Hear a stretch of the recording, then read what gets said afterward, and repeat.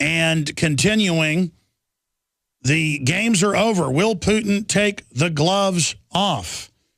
For more than 2 weeks while Russia hosted the Winter Olympics, President Vladimir Putin did his best to show the world that he and his country have a soft side.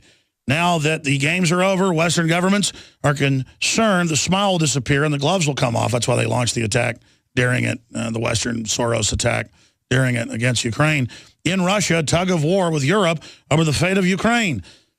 The circus artists, dancers, and flag bearers hardly had time to leave the stadium after the closing ceremony before Russia announced it had recalled its ambassador from Ukraine from consulates in Moscow. Russian state television said they don't accept the new government as legitimate. And Western governments are saying, do not launch your military into the country. You've got the eastern area that's mainly Russian citizens. You've got the West that was more allied with Germany in World War II. And I understand they have a beef with Russia, but they should know that the euro will suck them dry. And the euro are the ones that spent $5 billion with the State Department fomenting this. And so I'm sure from different perspectives, there's different reasons for this. The point is the detonator, the initiator on all this is the West. Now, I don't know Max Kaiser's take on this, but I know he's lived all over Europe and covered it. So we'll get his take on it. But, you know, I mean, I'm for the Arab Spring, except it got hijacked and in some cases stirred up by the West. What is your view, Max, of what's happening right now in the Ukraine? Well, you know, Russia, Iran, and China, we've talked about this before. They have a mutual defense pact, I guess you could call it, or it's the Shanghai Cooperation Agreement.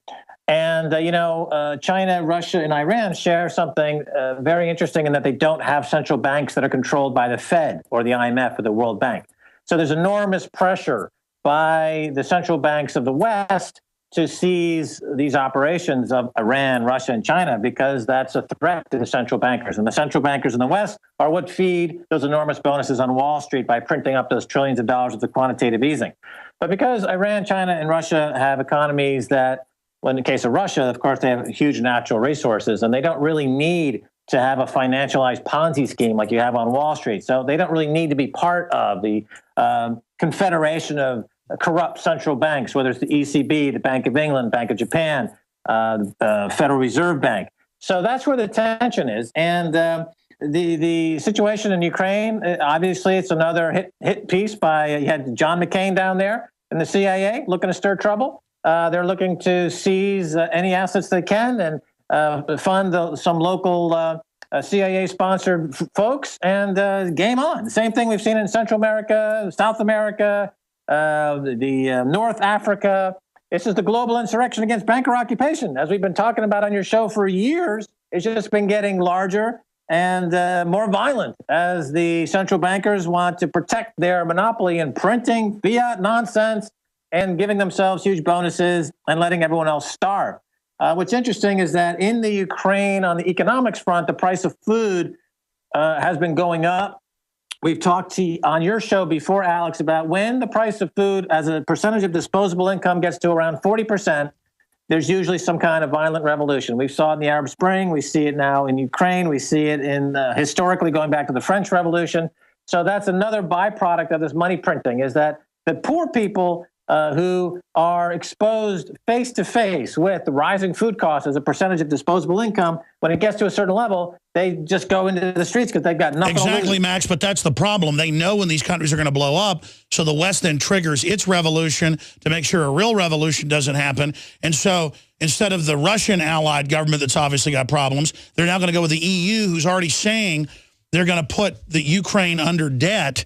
I mean, this is... Yeah, exactly. That's exactly right. So that I'm saying that's what you have at work here. And so they're coming after net neutrality. They're coming internet taxes. Yeah, they've done it instead. You know, Aaron Swartz died for the sins of the corpocracy. But, you know, you're coming to Oxford University, Alex. We're doing an interview with you when you're in London. You're going to be taking a victory lap in the United Kingdom. You were here a few months ago. You were on television. You busted the ratings charts of all these shows that never had ratings like with you or on the show ever in their history on the BBC. Now Piers Morgan is dead. The Wicked Witch is dead. You're coming back here for a victory lap, much deserved victory lap in the UK. We want to document it. We want to be there. Yeah, I'm flattered that Oxford has me speaking at their main end of winter keynote to the faculty and private members of Oxford Hall there. They didn't invite Piers Morgan. They didn't invite a slime bucket like Piers Morgan because he's No, but let me ask you, why do you think the faculty is inviting me to come address them? That's bizarre. Because you're a media maven. I mean, you've redefined public media in the world. That's what they said in their letter. They said I'm changing the media, the way the media works. That's what they want me to speak on. Absolutely. I mean, you've been an inspiration to MaxKaiser.com. You've been an inspiration to our work on television. You've been, people like Luke Rudkowski, who's one of the greatest journalists in the world right now. Where do you think he came from? He came out of the Alex Jones world. So now you're taking a much-deserved victory lap. And I think there's going to be, it'd be on my show. Well, I do like England. I got to tell you, I really love England. That's why I said I'd come back. Because I love the Salisbury Plain. I was going to live somewhere. Gosh, that's beautiful. Well, listen, Max, we'll talk to you for a full hour soon if you can do it on everything in the world. Thank you so much for popping in.